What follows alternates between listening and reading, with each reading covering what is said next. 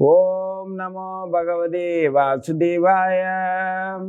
ஓம் அஜ்ஞானதிமிராந்தஸ்ய ஞானாஞ்சனசலாகயா சாக்ஷுரோன்மீலிதமேன தஸ்மை ஸ்ரீ குருவே நமः.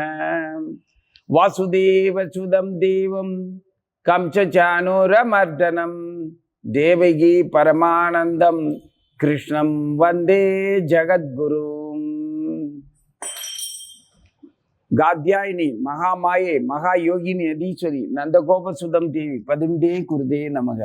ஸ்ரீமத் பாகவதம் 7வது காண்டம்.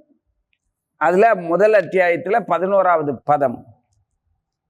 பரீட்சித் மகாராஜாவை பார்த்து சுகதேவ கோஸ்வாமி சொல்றார், மாமன்னரே, ஜட ஆன்மீக சக்திகளை ஆள்பவரும் முழு பிரபஞ்சத்தையும் படைத்தவருமான பரம புருஷர்தான் ஜட சக்தியையும் ஜீவராசியையும் காலத்தின் எல்லைகளுக்குள் செயல்பட செய்வதற்காக கால தத்துவத்தை படைக்கின்றார். இவ்வாறாக பரமபுருஷர் கால தத்துவத்திற்கோ பௌதிக சக்திக்கோ ஒருபோதும் கீழ்ப்படுவதே இல்லை. இது ஸ்லோகம். பிரபாவுடைய விளக்கம், பக்தி வேதாந்த சுவாமி மகாராஜுடைய விளக்கம். பொருளுரை: பகவான் கால தத்துவத்தின் கட்டுப்பாட்டில் இருக்கிறார் என்று ஒருவன் நினைக்கக்கூடாது. எதனால் ஜட இயற்கை செயல்படுகின்றதோ, எதனால் பந்தப்பட்ட ஆத்மா ஜட இயற்கையின் கீழ் வைக்கப்படுகின்றானோ, அத்தகைய ஒரு சூழ்நிலையை பகவான் தான் உண்மையில் சிருஷ்டிக்கின்றார். பந்தப்பட்ட ஆத்மா மற்றும் ஜட இயற்கை ஆகிய இரண்டுமே காலத்தின் உட்பட்டே செயல்படுகின்றன. ஆனால் காலம் பகவானால் படைக்கப்பட்டது என்பதால் அவர் அதன் செயல்களுக்கும் விளைவுகளுக்கும் உட்பட்டவர் அல்லர். இன்னும் தெளிவாக, படைத்தல், காத்தல், அழித்தல் ஆகிய அனைத்தும் பகவானின் பரம விருப்பத்தின் கீழ் செயல்படுகின்றன என்று ஸ்ரீல விஸ்வநாத சக்கரவர்த்தி தாகூரார் விளக்கம் கூறுகின்றார். ஸ்ரீமத் பகவத்கீதையில் பகவான் கூறுவது, தர்மத்துக்கு பலகீனம் எப்பெல்லாம் வருதோ அப்ப நான் என்ன நானே படைத்துக் கொள்ளுகின்றேன் அப்படின்னு சொல்றாரு. பரதகுல தோன்றலே, எங்கெல்லாம் எப்போதெல்லாம் தர்மம் நிலைகுலைந்து அதர்மம் மேலோங்குகின்றதோ அப்பொழுதெல்லாம் நான் அவதரிக்கின்றேன். அனைத்தையும் ஆள்பவர் பரமபுருஷராகிய ஸ்ரீ கிருஷ்ணரே என்பதால் தோன்றும் பொழுது பௌதிக காலத்தின் எல்லைக்கு உட்பட்டவராக இருப்பதில்லை. பகவான் காலத்திற்கு உட்பட்டு செயல்பட்ட போதிலும் அவர் காலத்தின் கட்டுப்பாட்டின் கீழ் இருப்பதாக ஒருவன் நினைக்கக்கூடாது. காலம் அவரது கட்டுப்பாட்டிற்குள் உள்ளது. ஏனெனில் ஒரு குறிப்பிட்ட முறையில் செயல்படுவதற்காக அவர் காலத்தை படைக்கின்றார். அவர் காலத்தின் கட்டுப்பாட்டின் கீழ் செயல்படவில்லை. ஜட உலக சிருஷ்டியானது பகவானின் லீலைகளில் ஒன்றாகும். ரஜோகுணம் மேலோங்கி இருக்கும் பொழுது சிருஷ்டி நிகழ்கின்றது என்பதால் ரஜோகுணத்திற்கு வாய்ப்பு அளிப்பதற்காகவே பகவான் தேவையான காலத்தை படைக்கின்றார். அதுபோலவே தான் காத்தலுக்கும் அழித்தலுக்கும் தேவையான காலங்களையும் அவர் படைக்கின்றார். இவ்வாறாக பகவான் காலத்திற்கு உட்பட்டவர் அல்ல என்பதை இந்த சுலோகம் நிலைநாட்டுகின்றது. ஈஸ்வர பரமகிருஷ்ண என்று பிரம்மசம்ஹீதை கூறுவது போல் ஸ்ரீ கிருஷ்ணர் பரம ஈஸ்வரர் ஆவார். சச்சித் ஆனந்த விக்கிரகம். அவர் ஆனந்தமயமான நித்திய ஆன்மீக உடலை உடையவர் ஆவார். அனாதி. அவர் எதற்கும் கீழ்ப்பட்டவர் அல்ல. செல்வத்தை வென்றவனே அர்ஜுனா, என்னை விட உயர்ந்த உண்மை வேறில்லை என்று பகவான் பகவத்கீதையில் 7வது அத்தியாயத்தில் 7வது சுலோகத்தில் உறுதி செய்வது போல், அனைத்தையும் படைத்தவரும் அவற்றை ஆள்பவரும் கிருஷ்ணரே என்பதால் அவருக்கும் மேலாக எதுவும் இருக்க முடியாது. இந்த ஜட உலகம் பொய் என்றும், எனவே இப்பொய்யான சிருஷ்டியை பற்றி ஒருவன் கவலைப்படக்கூடாது என்றும் மாயாவதி தத்துவாதிகள் கூறுகின்றனர். ஆனால் இது உண்மை அல்ல. இங்கு சத்திய கிருத் என்று கூறப்படுகின்றது. அதாவது பரமபுருஷரால் படைக்கப்பட்டதை சத்தியம் பரம் மித்யா என்று அழைக்க முடியாது. படைப்பிற்கு காரணம் சத்தியம் என்பதால் அதன் விளைவு எப்படி மித்தியமாக இருக்க முடியும்? பகவானால் படைக்கப்பட்ட அனைத்தும் நிஜமானவையே, ஒருபோதும் பொய்யல்ல என்பதை நிலைநாட்டுவதற்காகவே சத்திய கிருத் என்ற சொல் உபயோகப்படுத்தப்பட்டுள்ளது. சிருஷ்டி தற்காலிகமானதாக இருக்கக்கூடும், ஆனால் அது பொய்யல்ல. இது பக்தி வேதாந்த சுவாமி மகாராஜுடைய விளக்க உரை, பொருளுரை. பகவத்கீதையிலிருந்தும் ஸ்ரீமத் பாகவதத்திலிருந்தும் பிரம்மசம்ஹீதையிலிருந்தும் மேற்கோள் காட்டுகின்றார். பகவத்கீதை பகவானால் நேரடியாகவே அவர் சொல்லப்பட்டது. பாகவதம் சுகதேவ கோஸ்வாமி நேரடியாக சொன்னது. பிரம்மசம்ஹீதா பிரம்மா நேரடியா சொன்னது. சுகதேவ கோஸ்வாமி நல்ல ஒரு ஆச்சாரியர், பகவானை பற்றி பூர்ணமா தெரிந்தவர். அவர் சொல்றது, சுகதேவ கோஸ்வாமி சொல்றது, பிரம்மா நேரடியா பகவானை பார்த்து அவருடைய குணத்தை அவரும் சொல்றாரு, அதிகாரப்பூர்வமானவர் அவரும். கிருஷ்ணரே நேரடியா தன்னை பற்றி சொல்றாரு. ஆக 3 விதமான ஆதாரங்களையும் உறுதியா எடுத்துக்காட்டி பக்திவேதாந்த சுவாமி மகாராஜ் காலத்தின் படைப்பு, பகவானின் படைப்பு, காலம் எதெல்லாம் கொடுக்குதோ, எதெல்லாம் தடுக்குதோ, எதெல்லாம் அனுபவிக்க சந்திக்க வைக்குதோ, அது 3 தான். படைத்தல், காத்தல், அழித்தல்ங்கிறது. இது இறைவன் படைக்கிறார், இறைவன் காப்பாற்றுகிறார், இறைவன் அழிக்கின்றாருங்கிறத பத்தி யோசிக்கிறதுக்கெல்லாம் நமக்கு அறிவில்லை. நியாயமா நடைமுறையில உண்மையா நாம எதை படைக்கிறோம், எதை பாதுகாக்கிறோம், எதை அழிக்கிறோம்? நாம படைக்கிறதுக்கும் நாம என்னத்தை படைக்கிறோம் அப்படின்னு எல்லாம் கேட்கக்கூடாது. நல்லா யோசிச்சுப்பாரு. ஏன்னா கிருஷ்ணரை சொல்லியிருக்கிறாரு, நீ எதையெல்லாம் படைக்கின்றாயோ, எதையெல்லாம் உண்கின்றாயோ, எல்லாவற்றையும், எதையெல்லாம் செய்கின்றாயோ எல்லாவற்றையும் எனக்கு நிவேதனமாக செய்கின்றாரு. அப்போ மனுஷனும் படைக்கின்றான், உண்கின்றான், செய்கின்றான் அப்படிங்கிறது வருது. உண்கின்றான்ங்கிறது காப்பாற்றுறான் தன்னை, படைக்கிறான்ங்கிறது புதிதாக உருவாக்குகின்றான். எதையோ உருவாக்குறான், காலத்தின் துணையோட, காலம் அனுமதிக்கப்பட்டதோட அவன் உன்னை உருவாக்குறான். உருவாக்கித்தானே பெற்றுக்கிறீங்க பிள்ளைங்கள்லாம். அடுத்து செய்கின்றான்ங்கிற, எதையெல்லாம் செய்கின்றாயோ அதை எனக்கு நிவேதனமா செய்கின்னு இருக்கிறாருன்னா, அப்ப செய்யறது என்னது? நம்மளை நாம அழிக்கக்கூடிய வேலையை செய்கிறோம், அதான் செய்யறது. அப்போ இந்த 3யுமே நமது எதை வச்சு செய்யறோம்? நமக்கு கொடுக்கப்பட்ட அந்த புத்திசாலித்தனம் என்னது? நமது குணம். குணத்தினாலதான், குணம்தான் புத்தியை வச்சு எல்லாத்தையும் பண்ணுது. அப்போ குணம் என்னது? ரஜகுணம், தமோகுணம், சத்துவகுணம். அதாவது சாத்வீகமான குணம், ஒரு அகங்காரமான குணம், சோம்பேறித்தனமான, மூர்க்கமான, மறதியான ஒரு ஓய்வெடுக்கக்கூடிய ஒரு தமோ குணம். அதாவது அளவுக்கு அதிகமாக சிந்திக்காத, தன்னளவுக்கு மட்டுமே, தன் மேனி பராமரிப்புக்கு மட்டுமே, விளைவுகளை பற்றி யோசிக்காம சிந்திக்கிறதுக்கு பேரு தமோ குணம். தூக்கம் வருதா? தூக்கம் வந்துச்சுன்னா எங்க வேணாலும் தூங்குவோம். பஸ்ஸில் தூங்குவோம், நடந்து போகும்போது தூங்குவோம், ரோட்டில் தூங்குவோம். ஒரு திருவிழா கூட்டம் தான் இருக்குது, அன்னைக்கு கம்மாக்கரையில் கோயில டென்ட்டை போட்டு கோயில் கட்டி இருக்கு, கும்பாபிஷேகம் நடத்தி இருக்கு, எங்க வேணாலும் படுத்து எப்படி வேணாலும் தூங்குவோம். அது தமோ குணம் தானே. எந்த இடத்துலையும் வேணும்னாலும், ஏன்னா அங்கே கௌரவம் பார்க்கறதில்ல, மரியாதை பார்க்கறதில்ல, இடம் பொருள் சுத்தம் பார்க்கறதில்ல. எங்கே வேணாலும், யார் மடியில் வேணாலும் தூங்கும்போது ஒருத்தன் மூஞ்சி ஒருத்தன் காலில் இருக்கும், இன்னொருத்தன் தலையில் வயிற்றுல வச்சிருப்பான். குண்டக்க மட்டக்க சொந்த வந்தவங்கள கோயிலில் பார்த்தோம்னா குண்டக்க மட்டக்க தூங்குறத பார்க்கலாம். ஆடு ஊட்டி மாதிரி தூங்குவோம். அதே மாதிரி எல்லா செயல்களையும் செய்வோம். அப்போ தமோ குணத்தில் செயல்படுற செயலோட லட்சணம் என்னங்கிறது தெரியுது. ரஜோ குணத்தில் செய்கிற செயலோட லட்சணம் நமக்கே தெரியும். ஏன்னா ரஜோ குணத்தில் தான் நிறையா வேலையெல்லாம் பண்ணுறோம். இப்போ நான் சொல்கிறேங்கிற பெருமையில் நான் சொன்னேன்னா அது ரஜகுணம். நான் சொல்கிறேங்கிறதெல்லாம் கிடையாது. எனக்கு ஆச்சாரியர்களும் சொன்னதும், பாகவதம், பகவத்கீதை, இந்த புராணங்களில், இதிகாசங்களில் சொல்லப்பட்டிருக்கிறதையும் நான் எப்படி நம்புகிறேனோ அதே மாதிரி நீ நம்பு அப்படின்னு நான் ஒரு ஆத்திரத்தில், ஆசையில், பாசத்தில், உங்கள் மேலே இருக்கக்கூடிய பிரியத்தில் சொல்கிறேன். இது ஒரு வகையான ரஜகுணம், சாத்வீகமான குணம் கலந்தது. சத்துவகுணம்ங்கிறது எதை பற்றி யோசிக்காம, யார் மேலேயும் விருப்பு இல்லாம, உள்ளதை உள்ளபடி ஒப்பிச்சுட்டு, அழுங்காம குழுங்காம, அவஸ்தை இல்லாம, ஆத்திரம் இல்லாம சொல்லிட்டு எந்திரிச்சு போயிடுவாங்க. கேட்கறதும் கேட்காதுன்னா அவன் விருப்பம், காலத்தின் கட்டாயம், பகவானுடைய அனுக்கிரகம் என்னவோ அதுபடி நடக்கும். காலம் அனுமதிக்கிறதுல தான் மனிதனுடைய நடவடிக்கை. அப்போ மனிதனுடைய இயக்கம் அப்படிங்கிறத பற்றி தான் நம்ம நடைமுறையில பார்க்க முடியும். இதை வச்சு எப்படி பகவானை புரிஞ்சுக்கிறது? பகவானுடைய அம்சம்தான் நீ. உன்னை நீ புரிஞ்சுக்கிட்டேன்னா பகவான் உன்ன மாதிரி பல்லாயிரம் மடங்கு பூர்ணமானவர் எப்படி இருப்பாருங்கிறத உன்னால தெரிஞ்சுக்க முடியும். உனக்கு ரோஷம் இருக்குது, கோபம் இருக்குது, ஆத்திரம் இருக்குது, ஆசை இருக்குது, பாசம் இருக்குது, காவலுக்கு கவனம் இருக்குது,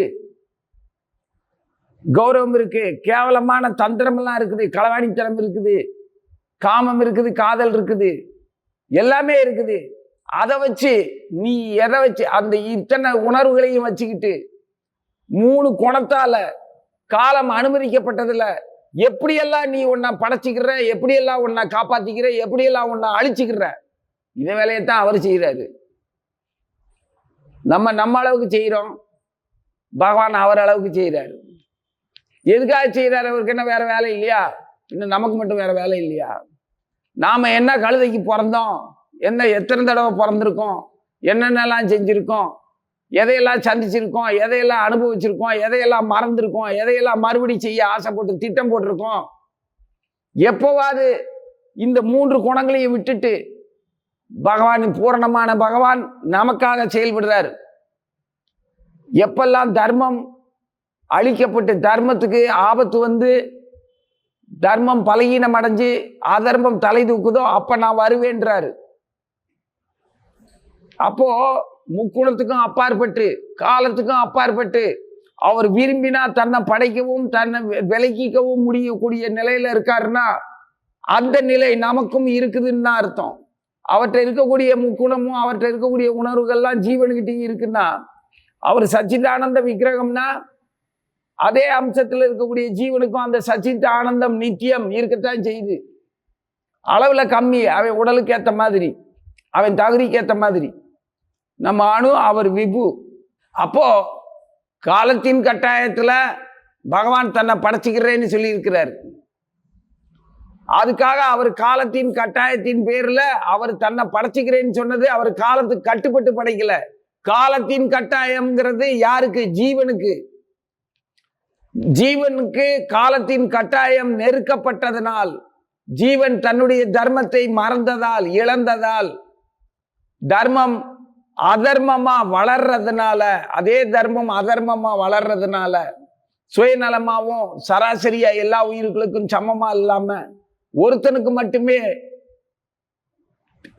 மட்டுமே தேவையான பஞ்சபூத சக்திகள் எல்லாமே ஒருத்தன்ட்ட மட்டுமே அபகரிக்கப்பட்டதுனால தர்மம் கொலையுது. சரிப்படுத்துறதுக்கு வாரேங்கிறார். அது காலத்தின் கட்டாயம் தான். பகவானுக்கும் அது கட்டாயம்னு வச்சுக்கிட்டாலுமே அது அவருக்கானது கிடையாது. உன் புள்ள கஷ்டப்படுதுன்னா பிள்ளைய காப்பாத்துறதுக்கு நீ போறது உன்னுடைய கட்டாயம். அது நீ அது மேல வச்சிருக்கிற பாசம், அதை கட்டாயம்னு சொல்ல முடியாது. எப்படியும் போய் தொலை அப்படின்னு விட முடியுமா? விட முடியாதுல்ல. அதே சமயத்துல என்ன செய்ய, என் பிள்ளைய நான் காப்பாற்றி தானே ஆகணும், எல்லாம் என் தலையெழுத்துன்னு சொல்லுவியா? பாசத்துல தானே வர்ற. என்ன செய்ய, காப்பாற்றிட்டு தானே ஆகணும், எல்லாம் என் தலையெழுத்து அப்படின்னு அழுதுன்னா அது உனக்கு கட்டாயம். ஆனா பாசத்துல நீ உன் பிள்ளைய காப்பாத்துறதுக்கு வர்றேன்னா அது உனக்கு கட்டாயம் கிடையாது. அது பந்தம், இரக்கம், அன்பு. அதை எப்படி நீ கட்டாயம்னு சொல்லுவ? அப்ப காலத்தின் கட்டாயம் ஜீவனுக்கு. மணற்கடிகை அப்படின்னு ஒண்ணு பார்த்திருப்போம், கேள்விப்பட்டிருக்கீங்களா? மணற்கடிகை. அது மேல ஒரு குடுவை இருக்கும். அந்த குடுவையில இருந்து ஒரு சின்ன துவாரம் இருக்கும். அந்த குடுவையில இருந்து மணல் துகள்கள் ஒழுங்கா ஒரு குறிப்பிட்ட அளவுல வரிசையா சன்னமா விழுந்துகிட்டே இருக்கும். அந்த மணல் குடுவைக்குள்ள மேல இருக்கிற குடுவையில இருந்து கீழே இருக்கிற குடுவையில விழுகிறதுக்கு ஒரு குறிப்பிட்ட நேரமாகும், 10 நிமிடம். அந்த மணலும் குடுவையுடைய அளவை பொறுத்து. திரும்ப அந்த குடுவையை கீழே இருக்கிற குடுவையை மாற்றி தலையில மாற்றி வச்சிட்டோம்னா பழையபடியும் அந்த மணல் சன்னமா விழுந்துகிட்டே இருக்கும். அது முழுவதுமா விழுந்து முடிகிறதுக்கு ஒரு குறிப்பிட்ட நேரம், அது 10 நிமிடமோ 1/2 மணி நேரமோ 1 மணி நேரமோ ஆகிற மாதிரி 1 மணிக்கு ஒரு தடவை அதை திருப்பி வைக்கணும். அது குறிப்பிட்ட நான் ஒரு வேலையை செய்கிறேன், அந்த வேலைக்கு எவ்வளவு நேரம் ஆகுது அப்படின்னு பார்க்கறதுக்காக அந்த மணல் கடிகையை கடிகாரம் மாதிரி அதை கடிகையை பயன்படுத்துவோம். நான் அந்த மணற்கடிகை முழுவதுமா தீர்றதுக்கு 25-20 நிமிஷம் ஆகுது, 10 நிமிஷம் ஆகுது, எவ்வளவு நேரம் ஆகுதுங்கிறத சரியா கணிச்சு வச்சுக்கிட்டு அந்த மணற்கடிகையை ஆரம்பிக்கிற நேரத்துல நான் வேலையை தொடங்குவேன். வேலையை முடிச்சுட்டு மணற்கடிகையை பார்த்தோம்னா அது கடைசி மணல் அதுல கரெக்டா விழுகணும், நான் வேலையை முடிச்சிருக்கணும். அப்போ அந்த குறிப்பிட்ட நேரத்துல நான் வேலையை முடிச்சுட்டேன்னு அர்த்தம். அந்த மாதிரி ஒரு மணற்கடிகை ஒரு அளவுகோலா வச்சிருப்பாங்க. இன்னைக்கு மணற்கடிகைக்கு பதிலா ஸ்டாப் வாட்சா, அதுல அழுத்திட்டோம்னா நிற்கும். ஓட சொல்லி செயல்படுறதுக்கு தொடங்கின உடனே அதை இன்னொரு அழுத்தணும்னா ஓட ஆரம்பிச்சிடும். வேகமா ஓடிட்டு இருப்போம். ஓடி போய் இலக்கை அடைஞ்சிட்டு திரும்ப ஓடி வருவோம். இத்தனை நிமிஷம் ஆயிருக்குது. நீச்சல் போட்டியில் பயன்படுத்துவாங்க, இதை ஓட்டப்பந்தயத்துக்கு பயன்படுத்துவாங்க. இவ்வளவு நேரம் உள்ள இருந்திருக்க, நீந்தி இருக்க, 8 நிமிஷம் ஆயிருக்குது இவ்வளவு தூரம் ஓடுறதுக்கு. நீ 6 நிமிஷத்துக்குள்ள ஓடி வரணும், 2 நிமிஷம் அதிகமாயிருச்சு அப்படிம்பாங்க திரும்ப பயிற்சிக்கு.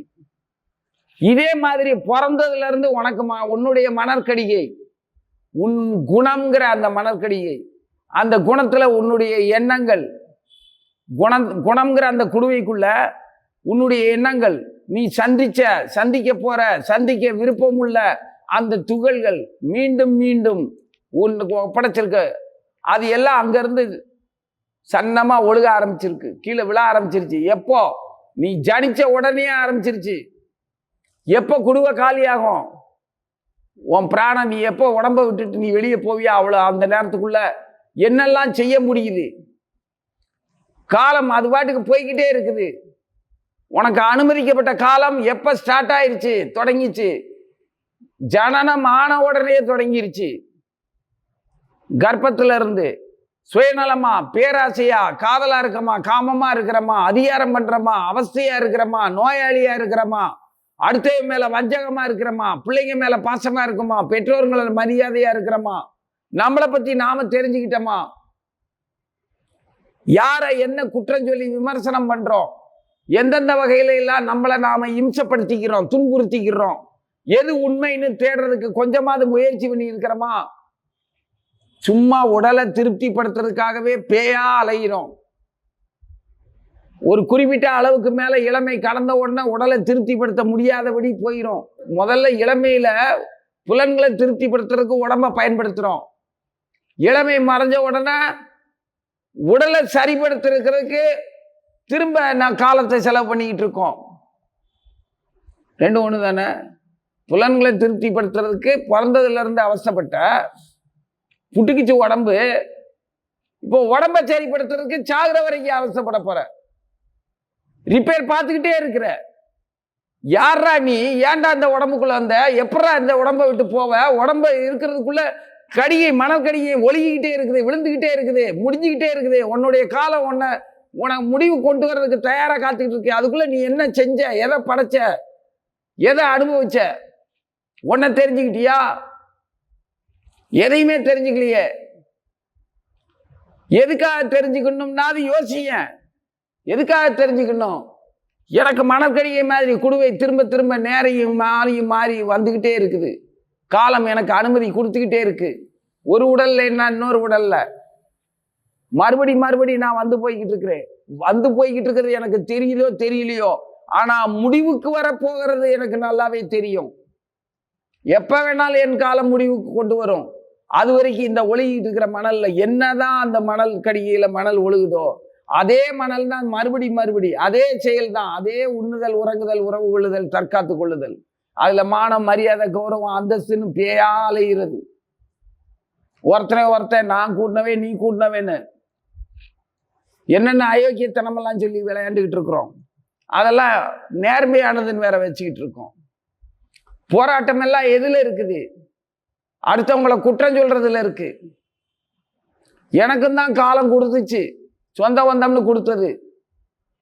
நான் காலத்தை மதிக்கிறேன்னா மதிக்கலையாங்கிறதெல்லாம் எனக்கு தெரியாது. ஆனா காலத்துக்கும் மேலான ஒரு ஆற்றல், காலத்தை படைத்தவன் ஒருத்தன் இருக்கிறான். அவன் எனக்கு காலத்தை பிச்சு கொடுத்துருக்கிறான், இத்தினூண்டு பிட்டு கொடுத்துருக்கிறான். அந்த காலத்துக்குள்ள என்னெல்லாம் நினைச்சனோ, எதெல்லாம் அனுபவிச்சனோ, எதெல்லாம் அனுபவிக்கணும்னு திட்டம் போட்டனோ, அது காலம் கடக்கிற மாதிரி அந்த நிகழ்ச்சிகள்லாம் விழுந்துகிட்டே இருக்குது. அந்த நிகழ்ச்சிகள்லாம் என்ன கடந்து போய்கிட்டே இருக்கு. கடந்து போறது மட்டும், அந்த நிகழ்ச்சிகள் கடந்து போகல, என்னையும் அந்த நிகழ்ச்சிகள் உள்ள இருக்கிற ஓடுற வெள்ளத்துல மிதக்கிற துரும்பு மாதிரி என்னையும் மிதக்க வச்சு கூட்டிக்கிட்டே போகுது. காலமும் கடந்து போகுது, நிகழ்வுகளும் கடந்து போகுது, நானும் மிதந்து போய்கிட்டே இருக்கிறேன். இதுல வந்து ஓட்டுன சொந்த பந்தமெல்லாம் விலகி தானா தன்னிச்சபடி விலகி விலகி போய்கிட்டு இருக்குது. இதுவும் காலத்தின் கட்டாயம்தான். எந்த சூழ்நிலையிலையும் நான் என்னவா இருக்கிறேங்கிறத நான் மறக்கவே இல்லை அப்படின்னா அது கடவுள் கொடுத்த வரம். எந்த சூழ்நிலையிலையும் நீ எந்த சூழ்நிலையில இருக்கிறேங்கிறது உனக்கு தெரிஞ்சதுன்னா அது கடவுள் கொடுக்கிற வரம், கடவுளுடைய பாதுகாப்பு. நீ இவ்வாறாகத்தான் இருக்கின்றாய் அப்படின்னு உன்னை சொல்றதுக்கு உன்னுடைய பொய்யான மனதோ தற்காலிகமான புலனோ காலமோ ரஜோகுணமோ தமோ குணமோ சத்துவ குணமோ உனக்கு சொல்லல. காலத்துக்கு மேலான காலத்தையும் படைத்த அந்த கடவுள் சொல்றான், நீ இன்னவாக இருக்கின்றாய். நன்றி இறைவா, நான் என்னவாக இருக்கிறேன்னு எனக்கு சொல்லியிருக்கியே இறைவா. எந்த நேரமும் என்னை கண்காணிச்சுக்கிட்டே இருக்கிறியே. அதுக்குத்தான் நானும் சொன்னேன், என் முன்னோர்கள் சொன்ன வார்த்தைப்படி, ஜெகநாத சுவாமி நயனபதகாமி பாவதுமே, உன் பார்வைக்கு முன்பாகவே இருக்க நான் விரும்புறேன்னு ஆதிசங்கரா அவதரிச்ச சிவபெருமானே பாடியிருக்கிறார். அதே அவருடைய அதே அருள்வாக்க பாடி பின்பற்றி நானும் நம்பிக்கையோட உன்னுடைய பார்வைக்கு முன்பாகவே நான் இருக்கின்றேன். அதுதான் என்னுடைய விருப்பம். நான் என்னவாக இருக்கின்றேன் என்று எனக்கு நீ சொல்லிக்கிட்டே இருக்கிறது போதும். எனக்கு நான் என்னவா இருக்கிறேன், என்ன செய்கிறேன், எதெல்லாம் படைக்கிறேன், எதெல்லாம் செய்கிறேன், எதெல்லாம் உண்கிறேன், எல்லாத்தையும் நான் எதை அழிக்கிறேன், எல்லாமே என்ன நான் எப்படி அழிக்கிறேன், எல்லாமே உன் பார்வைக்கு முன்பாகவே நடக்கிறது. அது போதும். ஏன்னா காலத்தை நீட்டவோ கூட்டவோ குறைக்கவோ மாற்றி அமைக்கவோ மறுபடி காலத்தை எனக்கு வழங்கவோ அதிகாரம் உள்ள காலதேவன் நீதான். என்னுடைய மணற்கடிகையே நீ மனக்கடிகை. மனச்சிவிகையில நான் எந்த எண்ணங்களை எல்லாம் ஏத்திக்கிறனோ, எந்த எண்ணங்களை எல்லாம் இறக்கி விடுறனோ, அது எல்லாமே உன் பொறுப்பு. உன் பார்வைக்கு முன்பாகவே நடக்கிறதுனால உன் பொறுப்பு. ஆனா நீ செய்யல. அதனுடைய பாவ புண்ணிய விளைவுகளுக்கு, என்னுடைய இன்ப துன்பங்களுக்கு நீ பொறுப்பு கிடையாது. ஆனா உன் பார்வைக்கு முன்பாகவே நான் செஞ்சுக்கிட்டு இருக்கிறேன். இதனுடைய போக்கு எங்க போகும்? காலம் என்னைக்கு எனக்கு முற்றுப்பெறும்? எனக்கு முற்றுப்பெறாத காலம். நான் எத்தனை தடவை மணற்கடியை திருப்பி வச்சாலும் சரி, எத்தனை தடவை எனக்கு பிறவி உடல்கள் மாறினாலும் சரி, எனக்கு நீண்ட காலம் இருக்குது. ஒவ்வொரு உடலையும் ஒரு குறிப்பிட்ட ஆயுள் இருக்குது. அந்த ஆயுளை கடந்து போனோம்னா மீண்டும் மீண்டும் கொடுக்கப்படுறதில்ல. எல்லாத்தையும் கூட்டி வச்சு பார்த்தோம்னா எனக்கு நீண்ட ஆயுள். உன்னை போலவே நீ எப்படி காலத்திற்கு அதிகாரியா இருக்கிறியோ அதே மாதிரி நான் காலத்துக்குள்ள இருந்து உன்னுடைய தொண்டனா இருக்கிறதுனால நானும் காலத்தின் அதிகாரியா இல்ல, இணையான துணைவனா. காலம் என் துணைவனாக என் கூடவே இருக்குது. அப்ப எனது காலம் உன்னுடைய காலம். உன்னுடைய நீ வழங்கக்கூடிய உன்னுடைய உன்னால் படைக்கப்பட்ட அந்த காலம் என்ன கருணையோட வெவ்வேறு உடல்களுக்கு மாறினாலும் நான் எதெல்லாம் செய்யணும், எதெல்லாம் அனுபவிக்கணும், எதெல்லாம் மற்றவர்களுக்கு கொடுக்கணும் அப்படிங்கிறது எல்லாமே உன்னால் நிச்சயிக்கப்பட்டு எனக்கு வழங்கப்பட்டிருக்கு. இந்த பயிற்சியோட முடிவு என்ன? இந்த பயிற்சியோட முடிவு என்னன்னா, நான் உன்னோட திருவடியை நிரந்தரமா அடையிறதுக்கு என்ன தகுதி வேணுமோ அந்த தகுதியை நான் ஒரு நாள் அடைவேன். இன்றில்லை என்றாவது ஒரு நாள் அடைவேன். அப்போ என்னை நம்பி என்ன மாதிரியே என்னை நம்பி பின்னால வர்றவங்களுக்கு நான் பழிக்காலாகாம மறுபடி அவங்களுடைய ஆசாபாசங்களுக்கும் கோபத்துக்கும் ஆளானேன்னா மறுபடி நான் காலத்தின் கட்டாயத்தின் பேர்ல மறுபடி அவங்களுக்கு உறவினனாகவோ பகைவனாகவோ நண்பனாகவோ சுமையாளியாகவோ அல்லது சுமக்கக்கூடியவனாகவோ மறுபடி எனக்கு காலம் பழையபடி ஒரு உடலை வழங்கும், உறவை தரும். அந்த நிலை இல்லாம என்னை பின்பற்றக்கூடியவர்கள் யாரும் இல்லாம என்ன தர்மத்தின் வழியில உன் பார்வைக்கு முன்னாலேயே இருக்கிறதுனால அப்படி ஒரு இக்கட்டான மறுபடி சுழற்சியான அந்த இக்கட்டான நிலையிலிருந்து காப்பாத்துறதுக்கு என்ன நீ கொண்டு போறது உன்னுடைய காலத்தின் விருப்பம். உன்னுடைய காலத்தை நம்பித்தான் நான் உறவையும் பிரிவையும் மறுபடி சேர்க்கிறதையும் மறுபடி பிரிவையும் பல்வேறு இடங்கள்ல பிறவி எடுக்கிறதையும் நீ உன்னுடைய காலம்ங்கிற அந்த கண்கள்லாம் பார்க்கறதுனால நான் நிம்மதியா இருப்பேன். ஏன்னா என்னுடைய பிரிவுக்கும் என்னுடைய சேர்க்கைக்கும் நானும் காரணம் இல்லை, நீயும் காரணம் இல்லை, காலமும் காரணம் இல்லை. யாரெல்லாம் உன்னையும் காலத்தையும் என்னையும் எப்படி பார்க்குறாங்களோ அதுக்கு தகுந்த மாதிரி அவங்களோட விளைவுகள் இருக்கு. அதுக்கு நீயும் பொறுப்பு இல்லை, நானும் பொறுப்பு இல்லை, காலமும் பொறுப்பு இல்லை. இதெல்லாம் நமக்கு புரியணும்னா என்ன செய்யணும்? படைக்கப்பட்டவை எல்லாமே இதுக்கு முன்னால இருந்தது, இல்லாமல் இருந்த ஒரு காலம் இல்லை, இனிமே இல்லாமல் இருக்க போறது ஒரு காலம் இல்லைன்னு ஏற்கனவே பகவத்கீதையில சொல்லியிருக்கிறார். அப்போ நிரந்தரமானவன்னு தெரியணும். அப்படி நிரந்தரமான நானு தற்காலிகமான மாற்றங்கள்ல உடனே எனக்கு காலம் முடித்து வைக்க அனுமதிக்கப்பட்ட காலம் முடிவுக்கு வரும், மறுபடி நான் தொடங்குவேன். அப்படின்னா நிரந்தரமானது மேல இருக்கக்கூடிய நம்பிக்கையும் முடிவுக்கு வரும் அப்படிங்கிறது மேல இருக்கக்கூடிய அறிவுபூர்வமான நம்பிக்கையும், நிரந்தரமானங்கிற நம்பிக்கையும், காலத்தினால் என் உடல் செயல்கள் முடித்து வைக்கப்படும், நிறுத்தி வைக்கப்படும், மாற்றி அமைக்கப்படும் அப்படிங்கிறது தெரிஞ்ச விஞ்ஞான பூர்வமா தெரிஞ்சுக்கிட்ட அந்த அறிவுபூர்வமா தெரிஞ்சுக்கிட்ட நம்பிக்கையும் நமக்கு கிடைக்கணும்னா அது இறையருளால் தான். இறைவன்கிட்ட எப்போ குரு கிட்ட நம்ம பணிவும் பண்புமா இருந்து அடுத்தவங்களை விமர்சனம் பண்ணாம தன்னை பத்தி யோசிக்கிறோமோ, எப்போ குரு மனிதாபிமானத்தோட இறைவனும் இறைவனுடைய பிரதிநிதியா காலமும் காலத்தின் வடிவமைப்புக்குள்ள சகல உயிர்களுக்கும் ஒரே காலம் வழங்கப்பட்டிருக்கு. இப்போ உதாரணத்துக்கு சொல்ல போறதா இருந்ததுன்னா, இப்ப நடந்துகிட்டு இருக்கிற காலம் நமக்கு கிடைச்ச அருமையான பொற்காலம். ஏன்னு கேட்டா இதே கலியுகத்துல தான் பகவானே தன்னை தர்மத்தை நிலைநாட்ட நாம சங்கீர்த்தனத்தை சொல்றதுக்கு பகவான் சைத்தன்ய மகாபிரபுவா பக்த அவதாரமா அவதரிச்ச இதே காலத்துக்குள்ள நம்மளும் பிறந்திருக்கிறோம். இந்த காலம் தானே அதே காலம். இதே யுகத்துக்குள்ள, இதே கலியுகத்துக்குள்ள நம்ம அவர் தோன்றி வழங்கி வாழ்ந்த அந்த காலத்துக்குள்ளேயே நாமளும் இடம் பெற்றிருக்கிறோம். அது நமக்கு கிடைச்ச பேரதிர்ஷ்டம். சைதன்ய மகாபிரபு பிறந்த அந்த காலத்துக்குள்ளேயே நம்மளும் பிறந்திருக்கிறோம். அவர் நடமாடின இடங்கள்லாம் நம்ம நடமாடுறோம். அவர் சொன்னதெல்லாம் கேட்டு நம்மளும் சொல்றோம். அவர் சின்ன குழந்தையா இருக்கும்போது அவரை களவாடுறதுக்கு போக்குறீங்க 2 பேர். வாசல்ல அம்மா அந்த குழந்தைய சைதன்ய மகாபிரபு குழந்தையா விட்டுட்டு உள்ள வேலையை பார்த்துட்டு இருப்பா சசி மாதாஜி. அந்த கிராமத்துல, மாயாப்பூர் கிராமத்துல, நவதீப்ல திருடர்கள்ங்கிறவங்க 1-2 பேர் அபகரிச்சு பிழைக்கிறவன் அந்த காலத்துல எந்த காலத்துலயும் இருப்பான். ஏன்னா அவனுக்கு வேற தெரியாது, உழைக்க தெரியாது, பிழைக்க தெரியாது. தமோகுணத்துல பிறந்து தமோகுணத்திலே வாழ்ந்து தமோகுணத்திலே காலத்தை முடிச்சுக்கிறவங்க. அவங்களுக்கு தன் புலனை மீறி தன் உடல் சரீர தேவைகளை தவிர வேற எதுவும் தெரியாது, விளைவுகள்லாம். அப்பேற்பட்ட அந்த தமோகுணத்துக்காரனே குழந்தைய பார்ப்பான். பொன்னாபரணங்களால் அழகுபடுத்தப்பட்ட அந்த சைதன்ய மகாபிரபு குழந்தையா இருக்கும்போது, நிமாய் அப்படிங்கிற அந்த குழந்தையா இருக்கும்போது வாசல்ல விளையாண்டுட்டு இருப்பா. அம்மா கை வேலையா வீட்டுக்குள்ள இருக்கிற யார் வேணாலும் அந்த குழந்தைய வீடு வீடா தூக்கிட்டு போயிடுவாங்க, விளையாடுவாங்க, திரும்ப கொண்டு விட்டுருவாங்க. இது அவளுக்கு பழக்கம்ங்கிறதுனால யாரோ 2 பேர் வந்திருக்காங்க, குழந்தைகிட்ட பேசுறாங்க, சிரிக்கிறாங்க, தூக்கிட்டு போறாங்கிறத பார்த்தும் போயிட்டு கொண்டு வருவாங்கன்ட்டு சாதாரணமா விட்டுட்டாங்க. அந்த 2 திருட்டு பசங்களும் தூக்கிக்கிட்டு ஓடிடுவானுங்க. அங்க ஓடி போய் பார்த்தா நகையை கழட்டலாம்னு கழுத்துல இருக்கிறத கழட்டினா, கழுத்து இருக்கிற நகை எடுத்த உடனே அவன் கழுத்தை பாரு எப்படி இருக்குன்னு, இந்த நகை அவன் கழுத்துல இருந்தாதான்டா அழகா இருக்கு அப்படின்னு திரும்ப மாட்டிடுவானுங்க. காதுல இருக்கிறத கழட்டுவான், காது என்னடா அப்படி இருக்கு, திரும்ப மாற்றா, அப்பதான்டா அழகா இருக்கும்.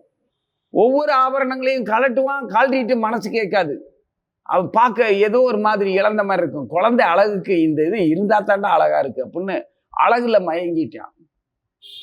பகவானுடைய வசீகரம், அந்த குழந்தையினுடைய அழகு வசீகரம், அந்த மனசை அவனை களவாடித்தனத்தையும் மீறி அவன் தமோ குணத்தையும் கடந்து அந்த குழந்தையுடைய அழகுல மனசு லயிச்சு போய், ஏன்னா அவனுக்கு புலன்கள் மட்டும்தான் வேலை செய்யுது, அழகுணர்ச்சி இருக்குது, அனுபவிக்கிற உணர்ச்சி இருக்குது, உடலால அனுபவிக்கக்கூடிய இன்ப நுகர்ச்சிக்கு மட்டும்தான் அவனுக்கு அறிவு இருக்குது. அப்போ அவன் அதை கவர்ந்துட்டார் பகவான். போடுறான், திரும்ப நகையை போடுறான், கொண்டு வந்து குழந்தைய வீட்டிலேயே விடுறதுக்கு பார்க்குறான், விட்டுட்டு போயிடுறான். அவனால களவாங்க முடியல. அந்த களவாடித்தன அந்த குழந்தையினுடைய அழகுலேயே மனம் நிறைஞ்சு மகிழ்ச்சியில சந்தோஷமா போறான். சைதன்ய மகாபிரபு தூக்கிக்கிட்டு சுத்துனவே தொட்டு தீண்டி தூக்கி ஆலிங்கனம் பண்ணி நகையை அனுபவிச்சு கலட்டி மாட்டி இப்படி பண்ணவன் இந்த ஸ்பரிசத்துல அவன் திரும்ப இந்த ஏதாவது ஒரு குற்றமாவனா பாவ உணர்ச்சிக்கு இருப்பானா? அழுக்கு எவ்வளவு காலம் படிஞ்சிருக்கிற அழுக்கா இருந்தாலும் அங்க அமிலத்தை ஊற்றினோம்னா என்ன ஆகும்? சுத்தமாயிரும். அதே மாதிரி எவ்வளவு காலம் பாவப்பட்ட ஜென்மமா இருந்தாலும் சைதன்ய மகாபிரபுனுடைய பார்வையும் தீண்டுதலும் அவரை பற்றிய எண்ணமும் அவர் சொன்ன நாமத்தையும் நம்ம சொல்லிட்டோம்னா எத்தனை காலங்காலமா இருக்கக்கூடிய மனசுல இருக்கக்கூடிய உடல்ல இருக்கக்கூடிய நமது எதிர்கால விருப்பங்கள்ல இருக்கக்கூடிய எல்லா ஆளுக்குமே போயிடும். மனமும் வந்து கேட்கணும், மனமும் வந்து சொல்லணும். அதுக்கு ஆச்சாரியன் அனுமதிக்கணும், அவனுடைய அனுக்கிரகம் வேணும். அவர் சகட்டு மேனிக்கு எல்லாருக்கும் கொடுத்துருவார்.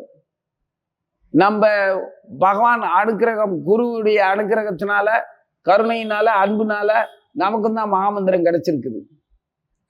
அந்த அமிலத்தினால நம்ம மன அழுக்கு காலங்காலமா படிஞ்சிருக்கக்கூடிய அழுக்கெல்லாம் சுத்தமாயிரும், கழுவிடலாம். உண்மைதான், சுத்தமாகும்.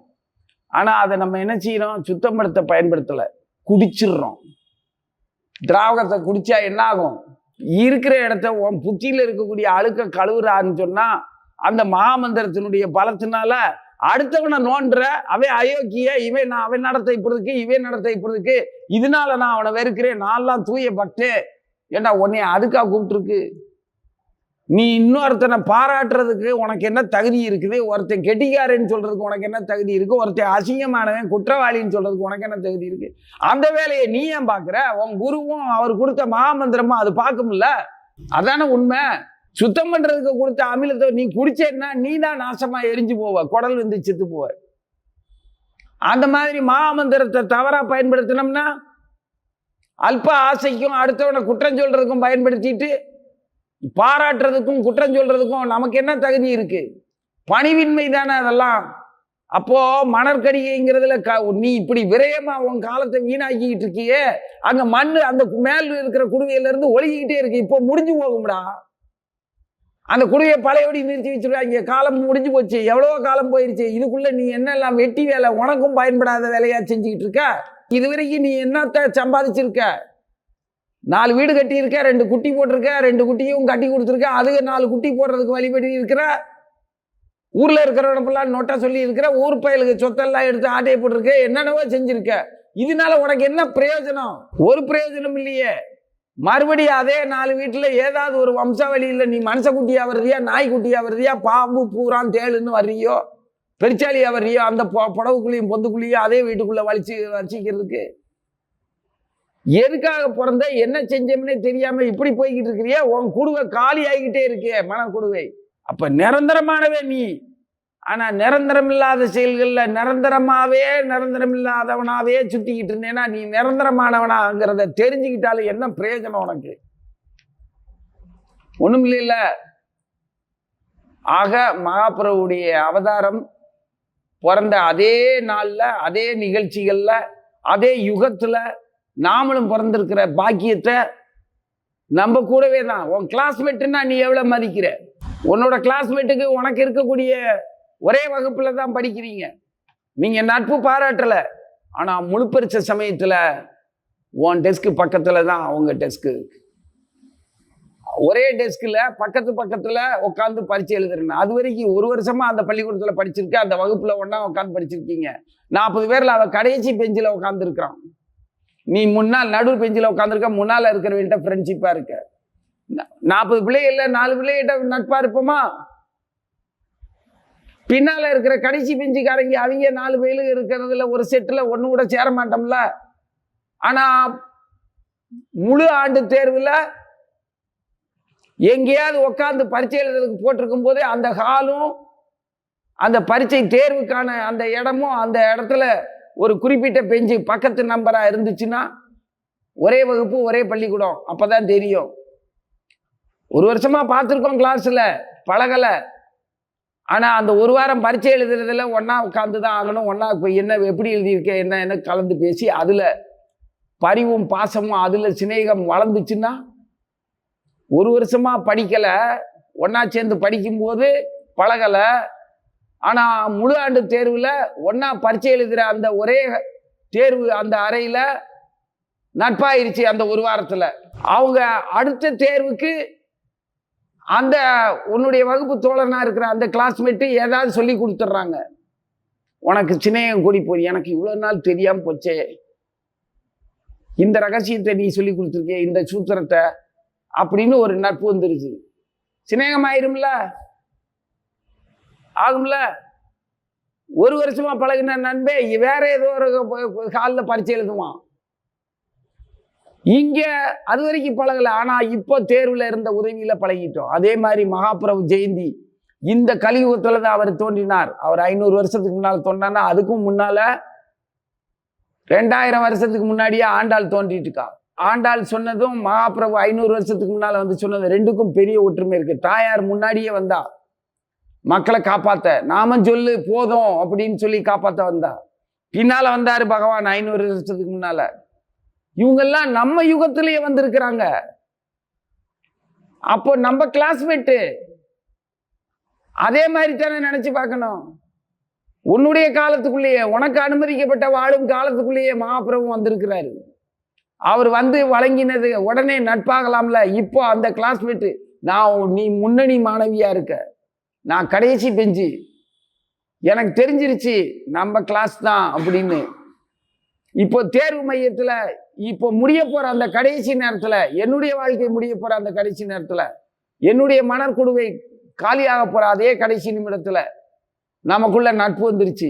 நான் சொல்றேன், இந்த சில குறிப்புகளை நீ உன்னை காப்பாத்திக்கலாம். மகாபிரபுக்கும் நமக்கும் நம்ம வகுப்பு தோழன்ட்ட எப்படி புதிய நட்பு உடனடியா ஏற்படுதோ அது மாதிரி உடனே மகாபிரபு பிடிச்சுக்கலாம். மணற்கடிகைக்கும் நமக்கும் மனக்கடிகைக்கும் மனச்சிவிகை, சிவிகைன்னா பல்லாக்கு, நம்ம மனம்ங்கிற பல்லாக்குல எதையெல்லாம் ஏத்துறோம், எதெல்லாம் இறக்குறோம், எதெல்லாம் எங்க கொண்டு போறோம், அது மணற்கடிகைக்கும் மனச்சிவிகைக்கும் ஒற்றுமை இருக்கிறத சொல்றேன்.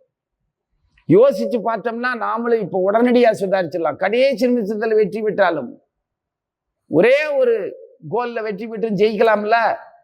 இந்த பிறவியை காப்பாத்திக்கணும். சைதன்ய மகாபிரபு ஜெயந்தியில உறுதி எடுத்துக்கணும். என்னுடைய காலம் என்னவா இருக்குது, எனக்கு பகவானால் வழங்கப்பட்ட அந்த காலத்துக்கு நான் எப்படி நன்றியோட இருக்கிறது. காலம் என்னை பார்த்துக்கிட்டு இருக்கு, எதெல்லாம் வழி நடத்த அனுமதிச்சுக்கிட்டு இருக்கு, அந்த காலத்துக்கு நான் நன்றியா பகவானுடைய பார்வைக்கு முன்பாகவே எல்லாமே நடந்தாகணும், பகவானே பார்த்துக்கிட்டணும் என்னைய. அதனால நான் பயம் இல்லாம எல்லாத்தையும் செய்வேன். நான் அப்படி ஏதாவது தப்பா பண்ணினால் பகவான் என்னை தண்டிப்பார். அவர் தண்டிக்கிற மாதிரி அவர் தண்டிப்புல இருந்து நான் ஒரு காலமும் விலகவே கூடாது. நான் எப்படி இருக்கணும், என்னவா இருக்கணும், யாரை என்ன பேசணும் அப்படிங்கிறதுல எனக்கு தெரியாது. நான் எப்படி இருப்பணும் அப்படி இருக்கேன். அது சரியா தப்பான்னு என்ன வழி நடத்துற அந்த காலதேவனுக்கு அதிகாரியா இருக்கக்கூடிய அந்த பரமபுருஷ பகவான் பார்த்து கொள்ளட்டும். சைதன்ய மகாபிரபுவா அவரே வந்து பக்த அவதாரமா வந்து, நீ என்னுடைய நிபந்தனை இல்லாத என்னுடைய எஜமானன், நீ என்ன வேணாலும் பண்ணலான்னு சொல்லி வந்து வாழ்ந்து காட்டினார். அதே மாதிரி அதை அப்படியே பின்பற்றி நிபந்தனையற்ற என்னுடைய எஜமானன் நீ தான், நீ என்னை எப்படி வழி நடத்தினாலும் என்னுடைய காலத்தின்படி யாரெல்லாம் என் காலத்துல சேர்க்கவும் விளக்கவும் திரும்ப சேர்க்கவும் யாரெல்லாம் இருக்கிறாங்க யாரெல்லாம் போறாங்கிறத பத்தி எல்லாம் எனக்கு கிடையாது. எல்லாமே உன் பார்வைக்கு முன்பாக நடக்கட்டும் அப்படின்னு நம்ம பூரணமா இருக்கிறதுக்கு மகாபிரபு பிடிச்சுக்கிட்டோம்னா இப்ப இந்த கிளாஸ்ல இந்த யுகத்துல நமக்கு வெற்றி. பரம் விஜயதே ஸ்ரீ கிருஷ்ண சங்கீர்த்தனம். ஹரே கிருஷ்ணா கிருஷ்ண கிருஷ்ண ஹரே ஹரே, ஹரே ராம ராம ராம ஹரே ஹரே. ஓம் நமோ பகவதே வாசுதேவாய.